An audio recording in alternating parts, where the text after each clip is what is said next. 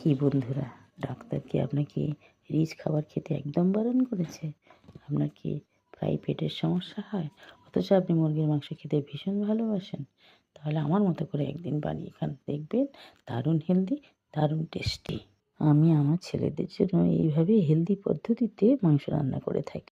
আমার ছেলেরা কালকে মিশন থেকে বাড়ি এসেছে, তাই আমি স্কুল থেকে ফেরার পথে 1 কেজি মাংস নিয়ে চলে এসেছি। মাংসটা আমি আজকে ভাপে রান্না করব, তাই আমি হাঁড়িটা নিয়ে নিয়েছি।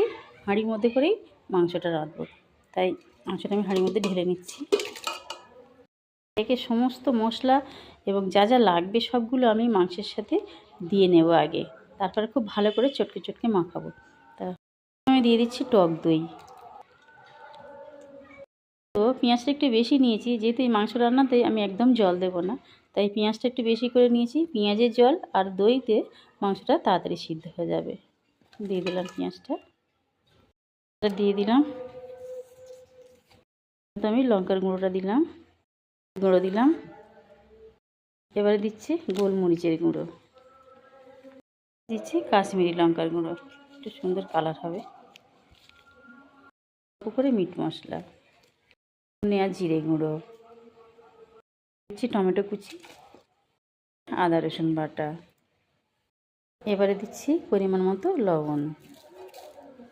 সব শেষে দিচ্ছি পরিমাণ মতো সাদা তেল।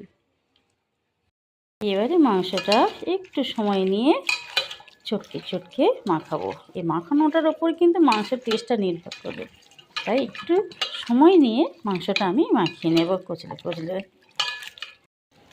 এই মাখানোর সময়ে অসাধারণ একটা গন্ধ বেরোচ্ছে, রান্নাটা করলে তো আরও ভালো লাগবে।